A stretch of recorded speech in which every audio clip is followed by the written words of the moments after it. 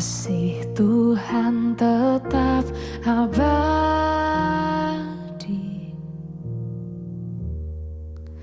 tak akan berubah sampai selamanya. Ku tetap percaya, ku yakin Tuhan memberkati, ku yakin Tuhan melindungi.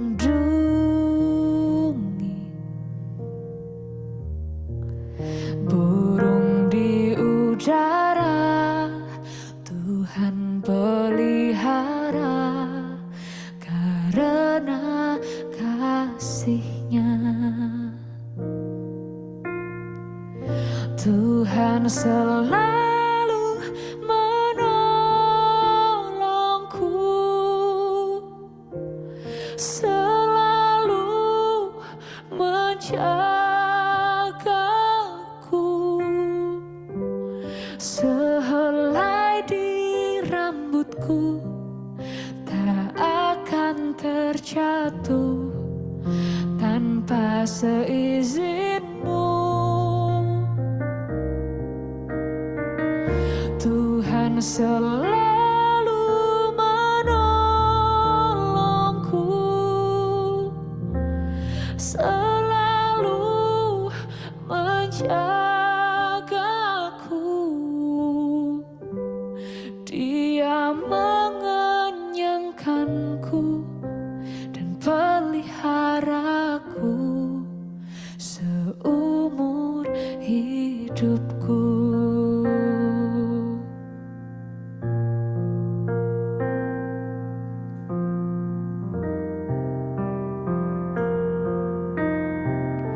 Ku yakin Tuhan memberkati, ku yakin Tuhan melindungi.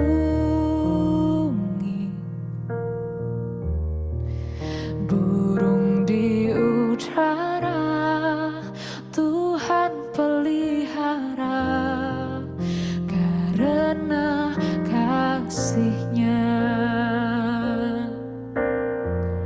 Tuhan selalu menolongku, selalu menjagaku. Sehelai di rambutku tak akan terjatuh tanpa seizin-Mu. Tuhan selalu menolongku, selalu menjagaku. Dia mengenyangkanku dan peliharaku seumur hidupku.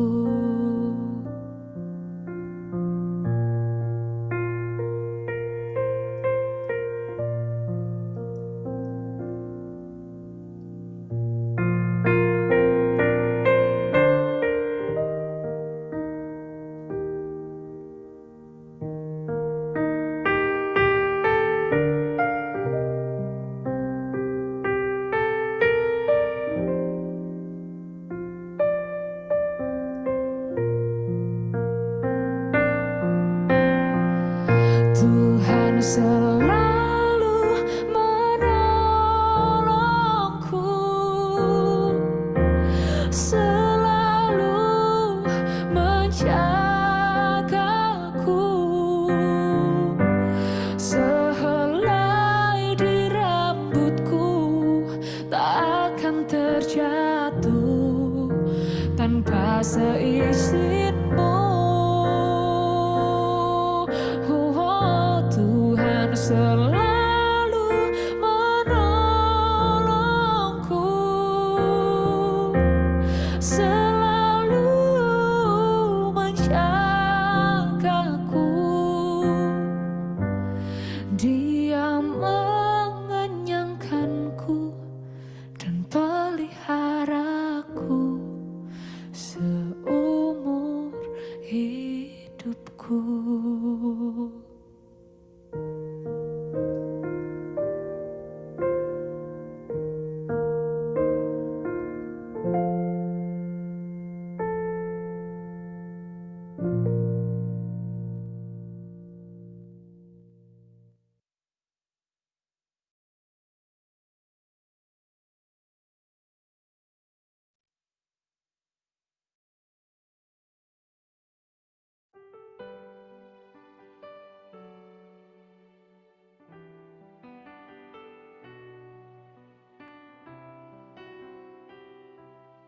Yesus, Kau anugerah yang terindah dalam hidup kami, Tuhan.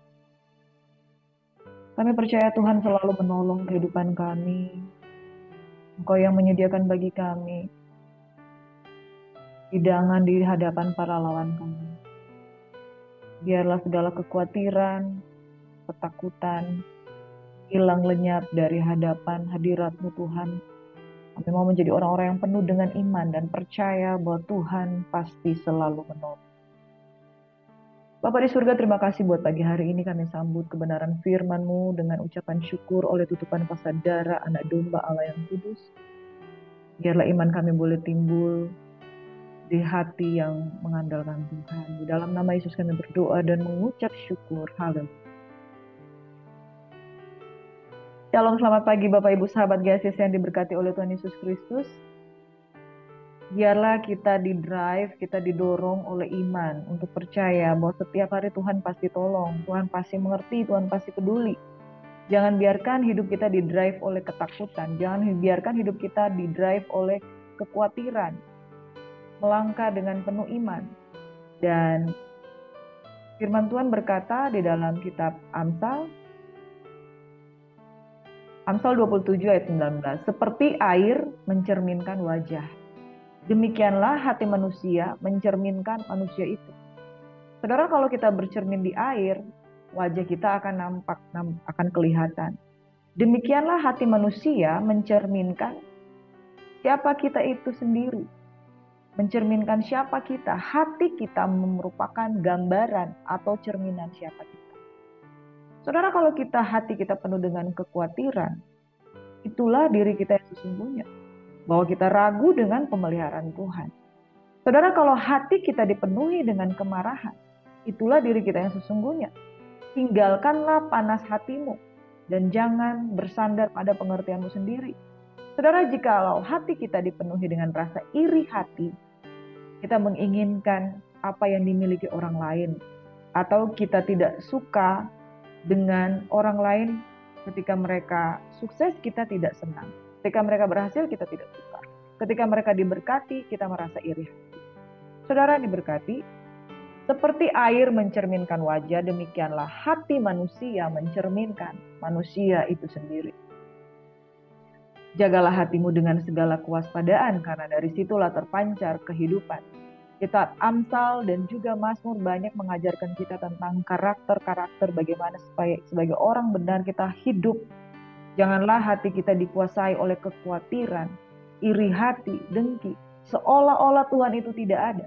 Janganlah hati kita dikuasai oleh iri hati, seolah-olah itu kita tidak dipelihara oleh Tuhan.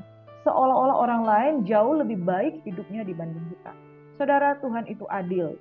Dia mempercayakan segala sesuatu menurut kapasitas dan anugerah Tuhan. Dan Tuhan pasti memelihara orang yang hidupnya bersandar dan bergantung sepenuhnya kepada Tuhan. Carilah Tuhan maka engkau akan hidup selagi ia dapat ditemui. Amin. Mari pagi hari ini saudara kita buka Alkitab kita dari Mazmur 36 hingga Mazmur 40. Saya suka pagi hari ini kita merenungkan dari Mazmur 37. Firman Tuhan dari kitab Mazmur mengajar kita untuk jangan iri hati terhadap orang fasik. Iri hati membusukkan tulang. Adakah orang iri hati yang hidupnya tenang? Orang yang iri hati selalu menginginkan orang lain itu hidupnya susah. Karena dia merasa susah, dia ingin orang lain juga susah. Susah melihat orang senang dan senang jika melihat orang susah. Saudara, setiap kita sudah diberkati dengan porsi kita masing-masing. Setiap kita sudah diberkati dengan kehidupan yang cukup. Bahkan ketika kita berkelimpahan, kalau kita iri hati, terasa tidak cukup apa yang kita miliki. Saudara, Tidak ada manfaat dan faedah untuk iri hati dengan sesama kita. Dan kalau kita merasa bahwa orang fasik itu jauh lebih diberkati, orang fasik bisa melakukan sepenuhnya dan Tuhan tidak menghukum dia. Saudara, itu salah besar, dan kita melihat bahwa di dalam firman Tuhan berkata, jangan engkau iri hati dengan orang fasik. Sebab di tempat-tempat licin, tempat mereka ditaruh oleh Tuhan. Mazmur 37, mari kita baca ayat 1 hingga ayat 9, firman Tuhan berkata, dari Daud. Jangan marah karena orang yang berbuat jahat. Jangan iri hati kepada orang yang berbuat curang. Sebab mereka segera lisut seperti rumput dan layu seperti tumbuh-tumbuhan hijau. Apakah faedahnya kita iri hati dengan orang yang berbuat curang? Ketika seseorang melihat orang lain berbuat curang seolah-olah mereka tidak ketahuan curangnya dan mereka lebih mendapat manfaat dari kecurangannya. Orang yang iri hati terhadap orang yang curang, sia-sia saudara. Sebab orang yang berbuat curang, mereka juga akan lisut seperti rumput dan layu seperti tumbuh-tumbuhan yang hijau. Orang yang melakukan segala sesuatu dengan kecurangan, suatu saat nanti ia akan mendapatkan imbalannya. Jangan iri hati dengan orang yang melakukan bisnis. Ketika dia melakukan bisnis dengan curang, wah dia lebih diberkati. Dia melakukan bisnis dengan cara menipu orang lain, wah dia lebih banyak uang. Saya setia, saya jujur, tapi saya nggak dapat apa-apa. Dia korupsi, tapi dia lebih diberkati, dia mobilnya banyak. Saya berbuat jujur, takut akan Tuhan, tapi tidak mendapat apa-apa.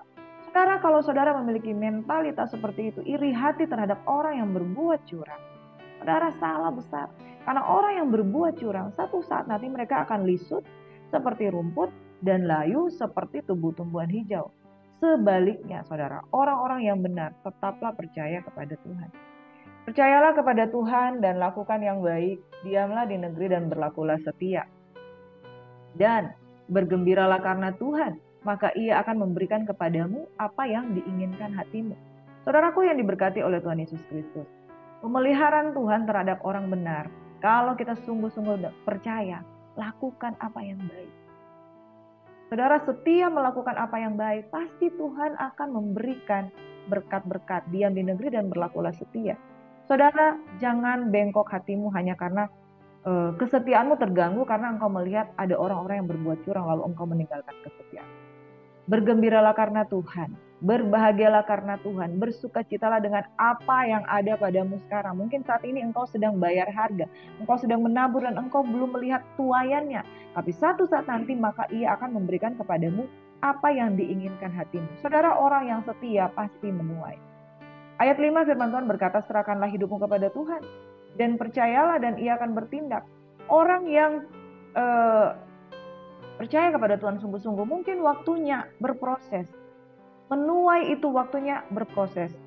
Hidup ini tidak ada yang instan, saudara. Harga yang harus dibayar itu tidak instan. Serahkan hidupmu pada Tuhan dan percayalah kepadanya. Dan percayalah kepadanya dan Ia akan bertindak. Ia akan memunculkan kebenaranmu seperti terang dan hakmu seperti siang. Orang percaya ada haknya di dalam Tuhan. Tuhan pasti akan memunculkan kebenaranmu dan hakmu seperti siang. Berdiam dirilah di hadapan Tuhan dan nantikanlah Dia.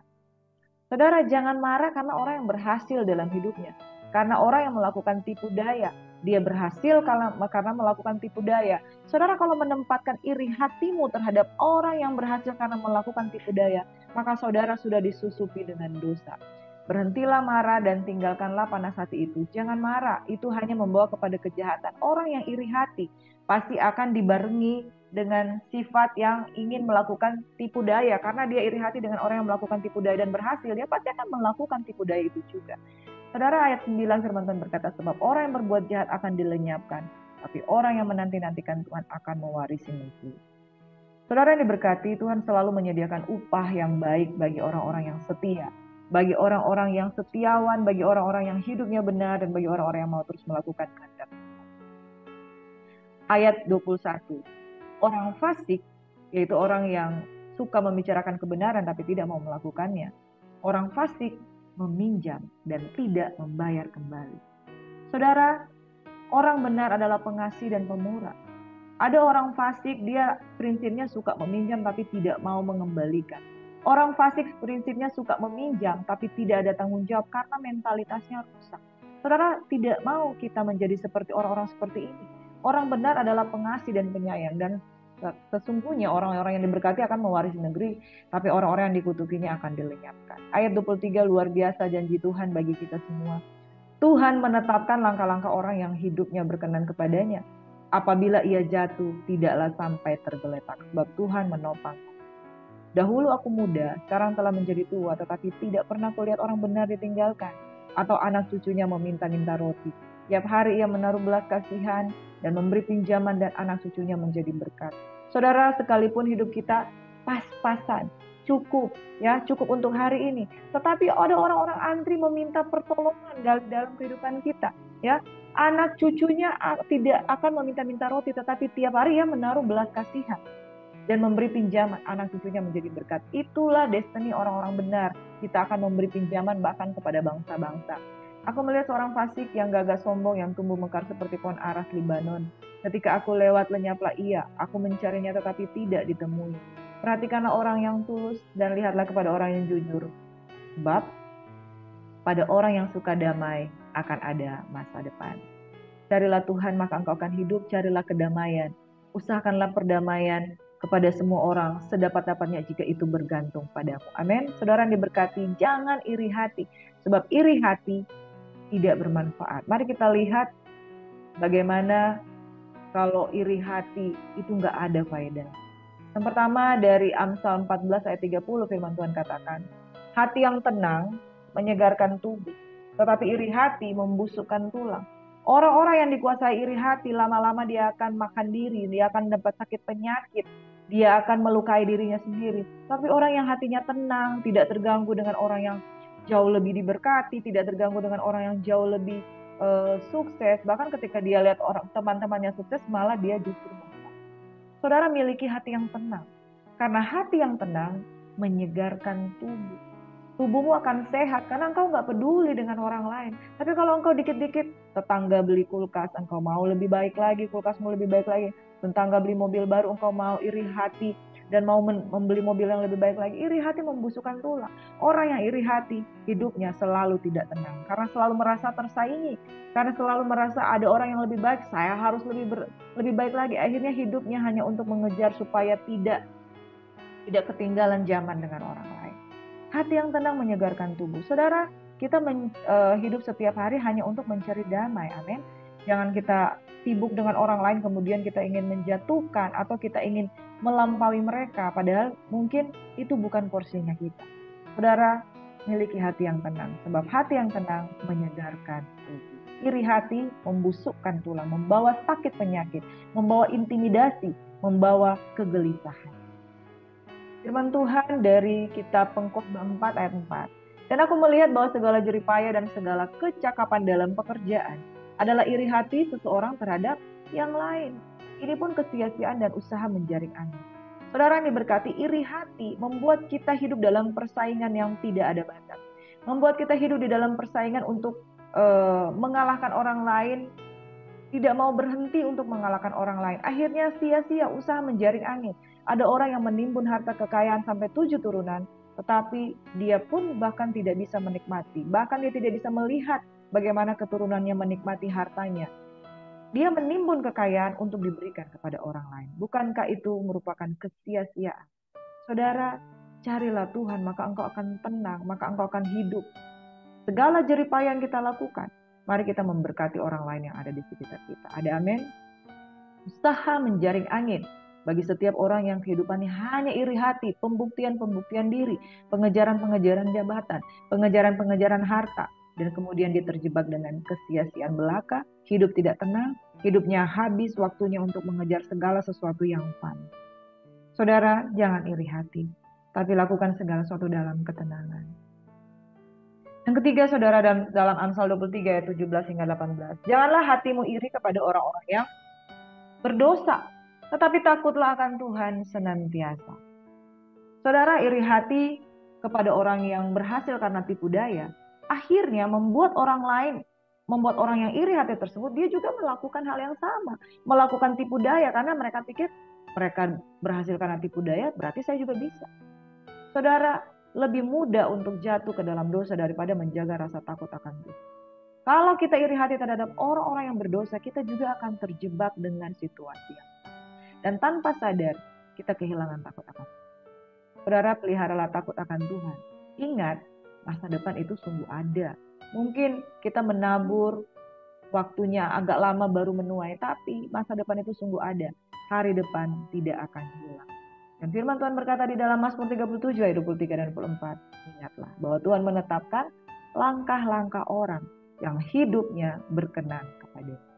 Apabila ia jatuh, tidaklah sampai tergeletak sebab Tuhan menopang tangan.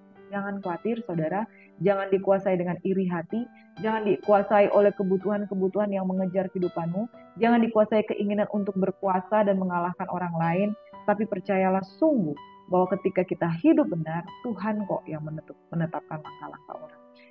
Kita mungkin gak akan pernah tahu masa depan kita, tetapi masa depan sungguh ada dan hari depan tidak akan hilang bagi setiap orang yang percaya kepada Tuhan. Hari ini ketika engkau mendengarkan firman Tuhan, sudahkah engkau dikuatkan? Jangan iri hati, jangan menginginkan yang buruk kepada orang lain, jangan ingin mengalahkan orang lain dengan keberhasilanmu. Sebaliknya, serahkan hidupmu kepada Tuhan sebab Dia akan bertindak. Tuhan menetapkan langkah-langkah orang yang hidupnya berkenan. Carilah perkenanan Tuhan, maka masa depan Dia sediakan bagi orang yang takut akan Tuhan. Jika kita jatuh, tidak akan sampai tergeletak, tangan Tuhan menopang. Amin. Mari berdoa. Bapa, pagi hari ini kami berdoa untuk tangan-tangan yang terangkat.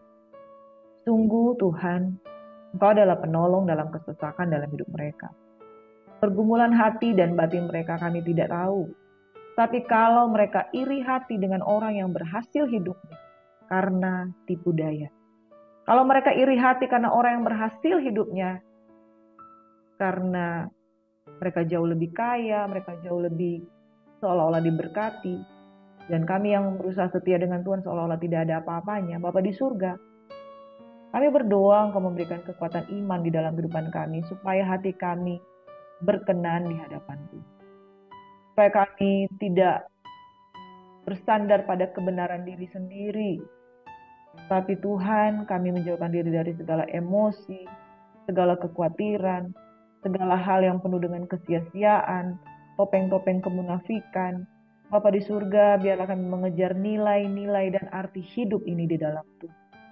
Jangan kami mencari nilai-nilai yang menurut manusia itu baik, tapi menurut pandangan Tuhan itu tidak baik. Bapa di surga, kami percaya Tuhan menetapkan langkah-langkah orang yang hidupnya berkenan kepada. Kami menyerahkan hidup kami sepanjang hari ini. Tolong kami Tuhan. Kalau ada pengertian-pengertian kami yang salah, Kau bukakan pintu hati kami, supaya hati kami terarah dan tertuju kepada Tuhan. Di dalam nama Yesus Tuhan sumber berkat, ampuni salah dan dosa kami. Ampuni jikalau kami salah berpikir tentang sesama kami. Ampuni kalau kami salah berpikir dengan orang-orang terdekat kami menginginkan hal yang buruk dalam kehidupan mereka. Tuhan ampuni kami Tuhan. Dan biarlah kami menjadi orang-orang yang dibenarkan oleh karena pengampunan daripada Tuhan. Terima kasih Bapa di surga, kami percaya langkah kami ditetapkan oleh Tuhan. Dalam nama Yesus, kami berdoa dan mengucap syukur. Haleluya, terpujilah Tuhan, Kau layak ditinggikan. Shalom, Tuhan Yesus memberkati kita semua, and may God bless you. Tuhan memberkati.